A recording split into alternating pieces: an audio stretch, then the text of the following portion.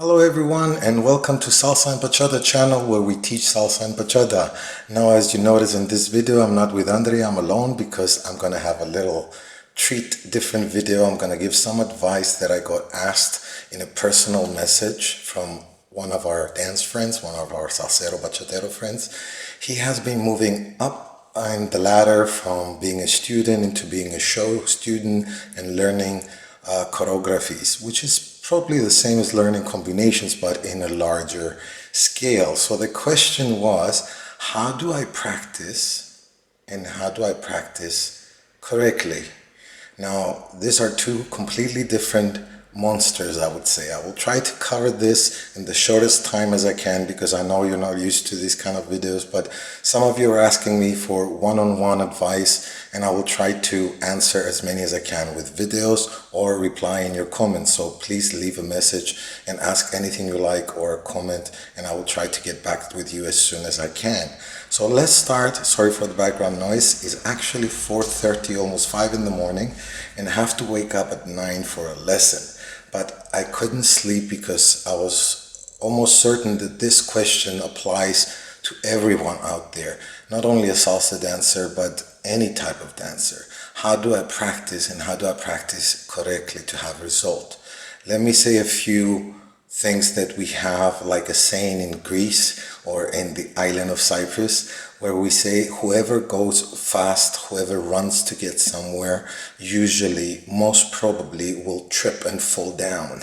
Yes, there is less likely possibility if you tread slowly that you will go and fall down. And if you take your steps carefully. Now, how do you take your steps carefully? Music is not the key. I'm sorry to say this, music, there is a time for it, which is the key to unlocking yourself, but there's times that music can be dangerous if you haven't completely finished your move. So, sorry if I'm moving a lot, I have that in my system. So, for example, if you have a head roll going from right, down, left, and up diagonally, so the whole range of movement goes right, down, left, up diagonally. Okay, you got the movement, you're happy, let's go put the music straight away. That's where you need to slow down. I've been also practicing for over 15 years guitar instruments and percussion instruments, bass, electric guitar, and they all have very strict rules because if you have a mistake by a millimeter, you have a dot note.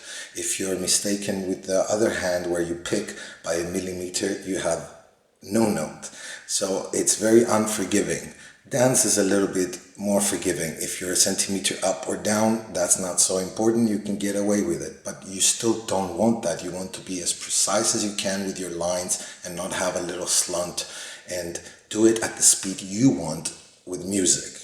So once again, back to the head. If you put music and you press play, what would happen? The music will speed you up, maybe you don't remember it, and you tilt your head and you know you have to be on that side, so instead of going down and left and up, you just go straight away left and up, and you just skip the whole move.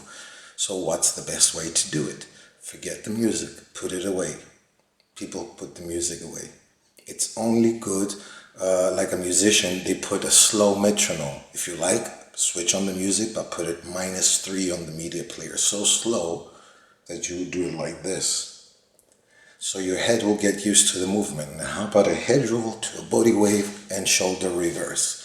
So if you do all that, you need to also remember and how to do all these 30 things together, so your body doesn't remember yet. So you practice, practice, practice, practice without music, and if you press play, -2, let's say, find an app that can slow down your music, and you still have a problem with that, and you still cannot do the full range of movement, be careful, because when you do the if you don't do the full range of movement with music, then what's going to happen, every time you put music, you're going to be doing half of the move instead of the whole move, because your body will learn that.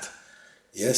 So another nice saying that exists in the guitar world, which is beautiful, I think, slower gets you there faster. So for example, I want to analyze this movement here. Let's do it slow, completely full. Then let's do the other movement completely full, very simple, from here going to here.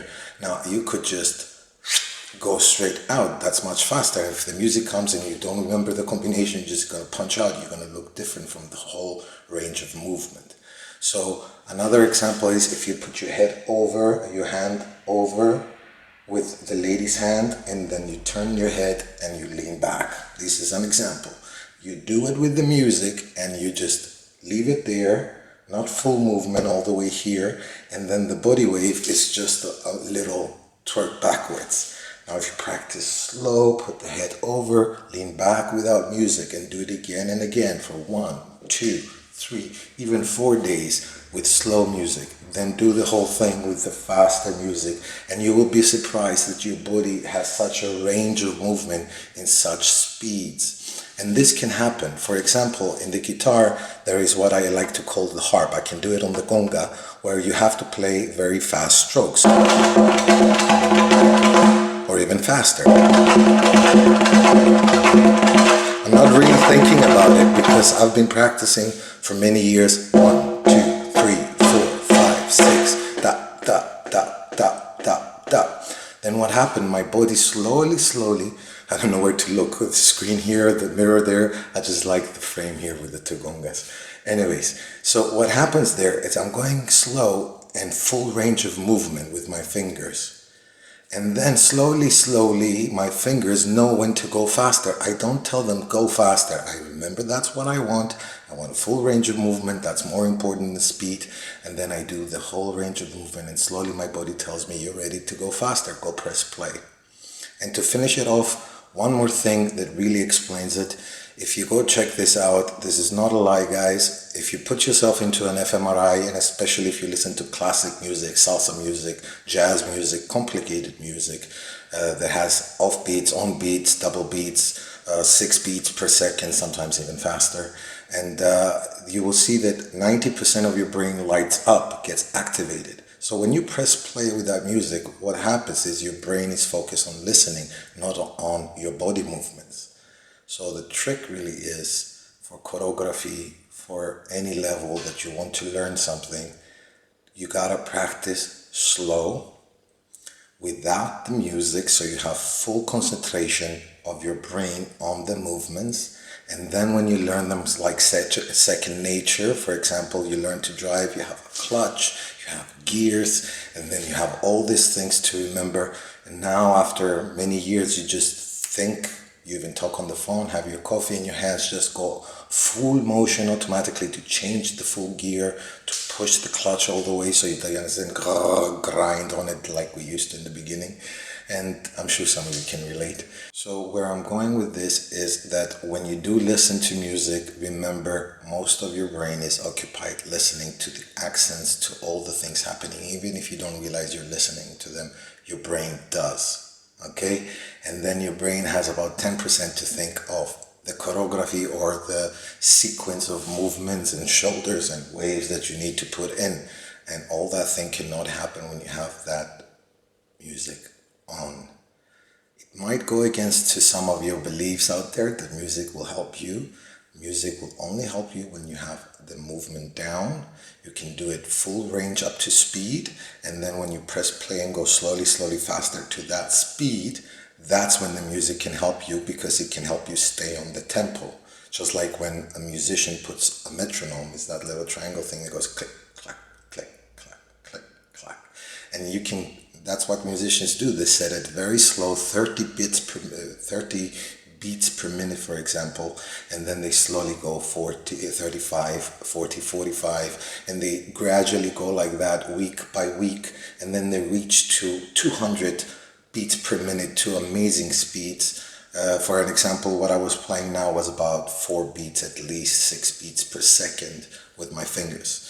That took practice, but it was so worth it. And the way to get faster, clearer, and practice correctly, my friends, sorry for the long video, it's put the music off, practice the full range of movement. When you press play, put it slower, and develop yourself through days, weeks, and sometimes even months, depending on what you want to learn. Your body will know when it's ready to go faster. You will feel when you're doing it with the music that you're doing the full range and you're hitting all the accents with everything you've got, and not just a small little movement. a huge movement, and that can only happen when we do slow. Slow gets you there faster. As I told you, another beautiful saying. Guys, this is it for me. It's 5 o'clock, 5:30 in the morning. I've got about 2.5 hours of sleep, but I couldn't let myself go without making this video. I hope some of you out, and I hope you can hear me because I'm actually somewhat whispering. So make sure you leave your comments, your questions, and if you like, subscribe or check my Patreon page where we already have 3 supporters. Come and become number 4, and see you on the next video, guys.